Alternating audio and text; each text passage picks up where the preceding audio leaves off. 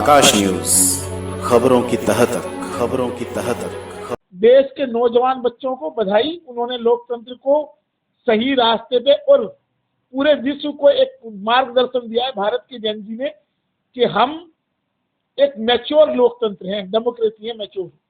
हम तोड़फोड़ लूटपाट में विश्वास नहीं करते। हमारे देश का नौजवान डंडे खा रहा है, सहन कर रहा है और वो कह रहा है कि और मारूं।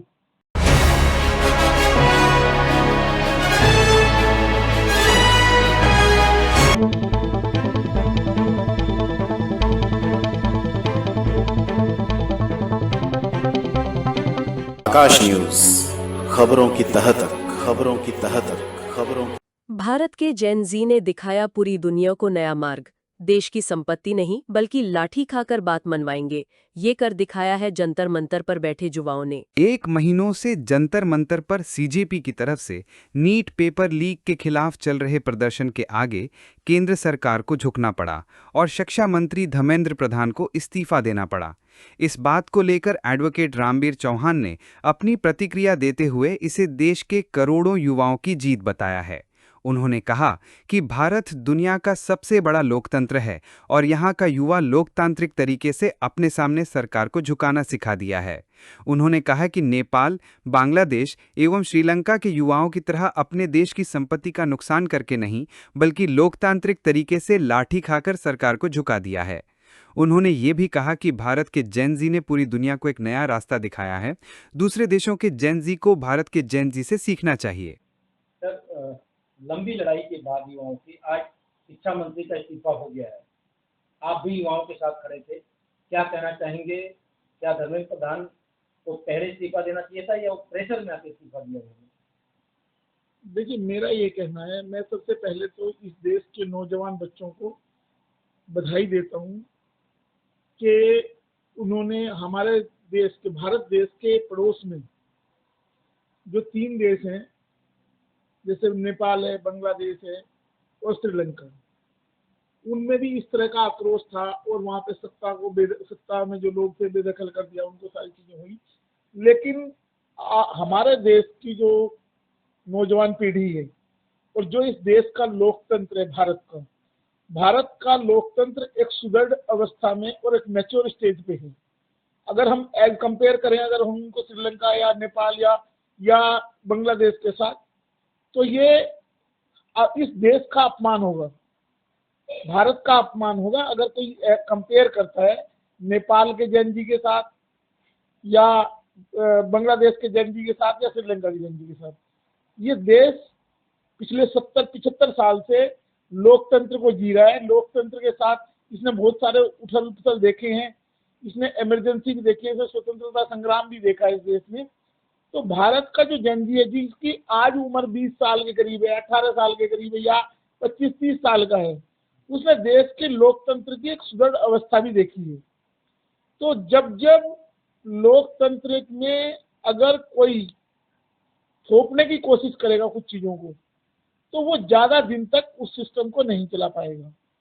ये इस देश के साथ साथ इस देश में शासन करने वाले नेताओं को भी इस चीज को समझना चाहिए। और मैं बधाई देना चाहता हूं कि देश की सरकार देर सवेर इस्तीफे के दौर पे आई और इस देश में लोकतंत्र को दोबारा स्थापित, दोबारा नहीं, लोकतंत्र तो यहाँ है, इस देश के लोकतंत्र को मैच्योरिटी की तरफ लेके चले गए कि इस्तीफा करा के देश में जो माहौल है, एक डायलॉग का प्रोसेस, एक डिबेट। और मैं तो हजारों बार पिछले कई सालों में लगातार 7-8 साल से लगातार 2 चीजें बोलता रहा हूं कि responsibility and accountability, these are 2 words. अगर आप रिस्पॉन्सिबल हैं तो आपको अकाउंटेबिलिटी भी आपकी रहेगी। आपको रिस्पॉन्सिबिलिटी देश ने दी है देश को चलाने के लिए, और लोकतंत्र में जनता का जनता के लिए शासन है, किसी व्यक्ति का जनता के ऊपर थोपा हुआ शासन नहीं है, किसी एक व्यक्ति का जनता के ऊपर थोपा हुआ शासन नहीं है।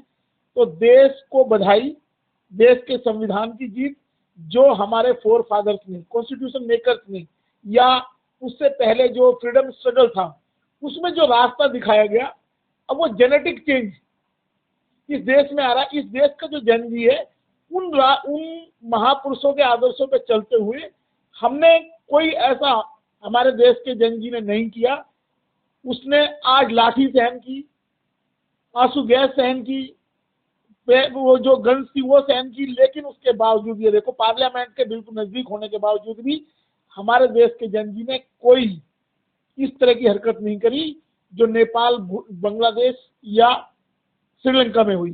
तो ये इस देश के लोकतंत्र के लिए शुभ संकेत है और इस देश के नौजवान पीढ़ी बधाई की पात्र है कि जैसे ही कोई सत्ता में बैठा हुआ आदमी लोकतंत्र के खिलाफ कोई काम करेगा या लोकतंत्र की परिभाषा को भूलने की कोशिश करेगा तो उसको आंदोलनों के माध्यम से याद दिला दिया जाएगा। तो पुनः देश के नौजवान बच्चों को बधाई, उन्होंने लोकतंत्र को सही रास्ते पे और पूरे विश्व को एक मार्गदर्शन दिया है भारत के जनजी ने कि हम एक मैच्योर लोकतंत्र हैं, डेमोक्रेसी है मैच्योर। हम तोड़फोड़ लूटपाट में विश्वास नहीं करते। हमारे देश का नौजवान डंडे खा रहा है, सहन कर रहा है और वो कह रहा है कि और मारो। ये वो नौजवान नहीं है कि जो जाकर सुप्रीम कोर्ट में आग लगा दी जिसने। ये वो नौजवान नहीं है कि जो अपने देश के सांसदों को पिटाई कर रहा है। ये वो नौजवान है जो पिटाई कर लठ खाते हुए भी पुलिस से कह रहा है कि और मारो। और हम इस देश के लिए जी रहे हैं। हम इस देश की संपत्ति, ये सभी देशवासियों की संपत्ति है। इस देश का सिस्टम है, इंस्टीट्यूशन है, उस इंस्टीट्यूशन को भी प्रोटेक्ट किया इस देश के जनजी ने और इस्तीफा मांगा। अगर उस तरह का अनरेस्ट या क्योस क्रिएट करने की बात होती तो वो, लेकिन ये सत्ता पक्ष को भी समझना चाहिए कि प्रोपेगेंडा पैदा करके अगर नौजवान पीढ़ी के सामने प्रोपेगेंडा या उसके साथ षड्यंत्र करके धोखेबाजी करोगे तो ये लोग अपने हक के लिए जागरूक है। भारत की जनता बधाई की पात्र है और ये नौजवान बधाई के पात्र है। और देश का लोकतंत्र आज उसके विजय का दिवस है कि लोकतंत्र मैच्योर स्टेज पे इस आंदोलन ने दिखाया है कि भारत के लोकतंत्र की जीत है ये।